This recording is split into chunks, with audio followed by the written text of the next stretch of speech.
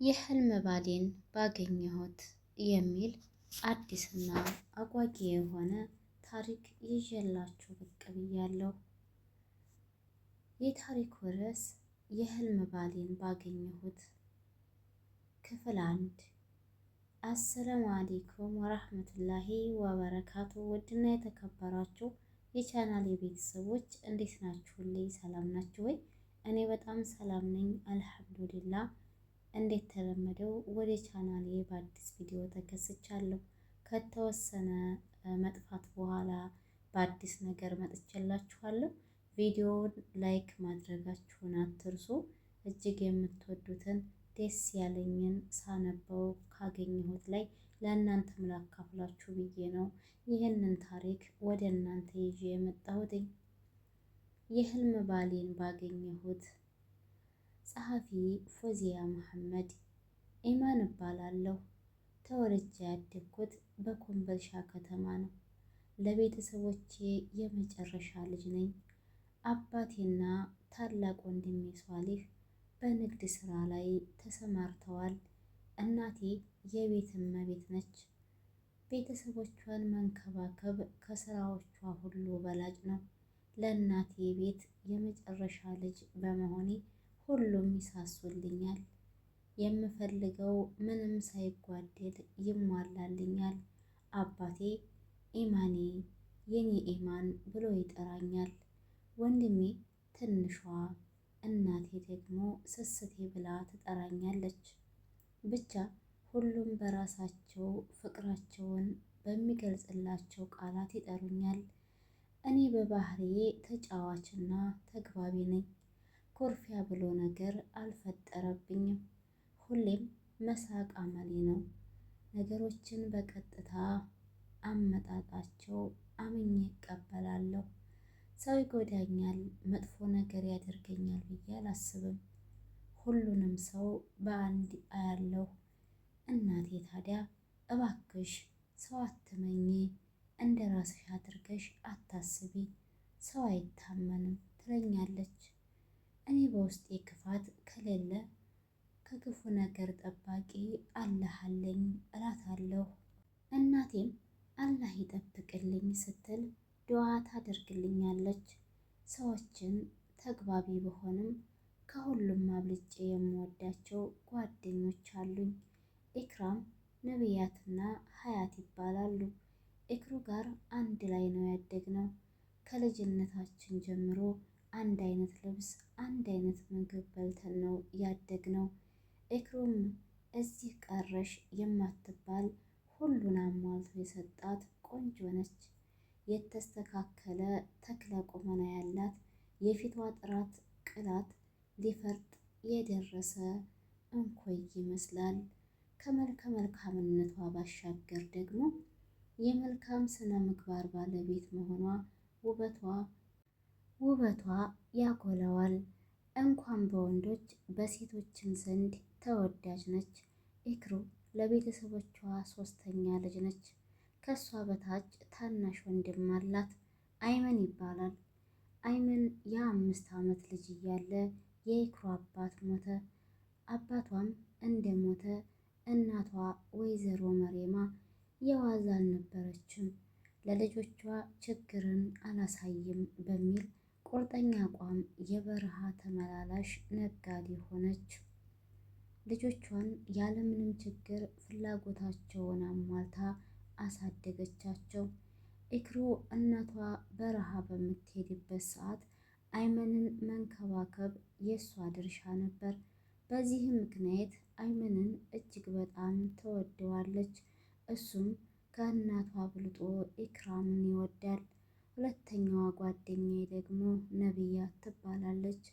ነቢ ከቆንጆዎች ተርታ የምትመደብ የቀይ ዳማ የፊት ቀለም ያላት ረዘም ያለች እንስት ነች።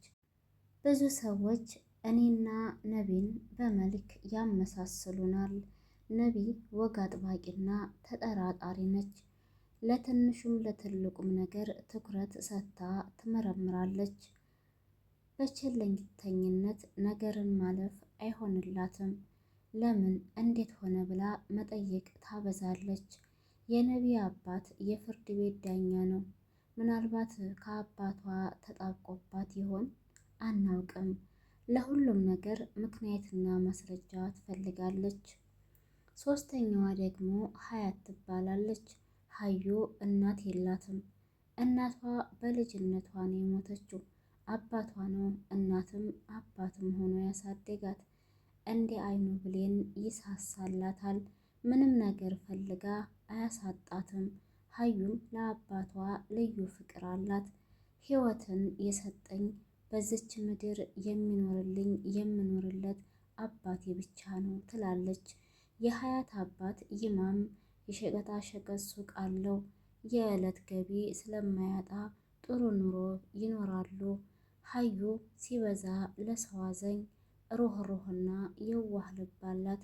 ሰዎችን ያለ አንዳች ጥቅም ለአላህ ብላ መውደድ ትችላለች።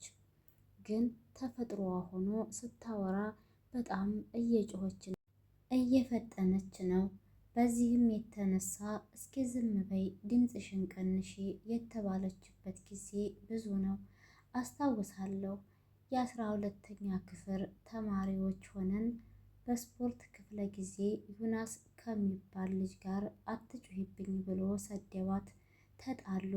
መምህሩ ተቆጥቶ አባረራቸው። እኛም ከመምህሩ ጋር ለማስታረቅ ልመና ጀመርን። ወላጅ ሳታመጣ አትገባም ብሎ እምቢ አለ። ኢክራም እንደምንም ለምና አስታረቀቻቸውና ወደ ክላስ ስንሄድ ኢኮኖሚክስ መምህራችን ብርሃኑ ገብቶ ማስተማር ጀምሯል። እሱ ከገባ በኋላ በር አንኳኩቶ መግባት የማይታሰብ ነው። ገና ቀድሞ ክላስ ከመጀመሩ በፊት አስጠንቅቆናል። ከገባሁ በኋላ ማንም እንዳይመጣ በዛው ይቅር ብሎ አስጠንቅቆናል። ስለዚህ ክፍለ ጊዜው እስከሚያልቅ ውጭ ላይ መቀመጥ ግዴታ ነው። ነቢ ጎበዝ ተማሪ ነች። በትምህርት ቀልድ አታውቅም። አሁን ክላስ ባለመግባቷ ትምህርት እያለፋት ስለሆነ ተናዳለች። ምን አለ ባትጮሂ ዝም ብትይ ኖሮ ይኸው ለእኛም ተረፍሽን እያለች ስታጉመተምት፣ በቃ እስኪ ዝም በይ 40 ደቂቃ አይደል 25 ደቂቃ ቀረው ብዬ ዘወር ስል ውድና የተከበራችሁ የቻናል ቤተሰቦች ክፍል 1 ይህንን ይመስል ነበረ። በክፍል 2 እንዲቀጥልላችሁ ከፈለጋችሁ ሀሳብ አስተያየታችሁን ኮሜንት ላይ አስቀምጡልኝ። ታሪኩ ይቀጥል ወይንስ አይቀጥል የሚለውን የእናንተ አስተያየት ለኔ ስለሚጠቅመኝ ኮሜንታችሁን እጠብቃለሁኝ። ለዛሬ እዚህ ድረስ ይበቃናል። ከተመቻችሁ ደግሞ ላይክ ሼር እያደረጋችሁ ቻናሌን በጣም ስለቀዘቀዘ አበረታቱኝ። አይከፈልበትም። የመዳም ቅመሞች እርስ በርሳችን ተያይዘን ማደግ አለብን ብዬ አስባለሁኝ። በሌላ ቪዲዮ እስከምንገናኝ በያላችሁበት ሰላማችሁ ብዝት ትርፍ ይበልልኝ። ያው እንግዲህ ረመዳን ነው። ረመዳናችንም አላህ ጾሞ ከሚጠቀሙት ያድርገን።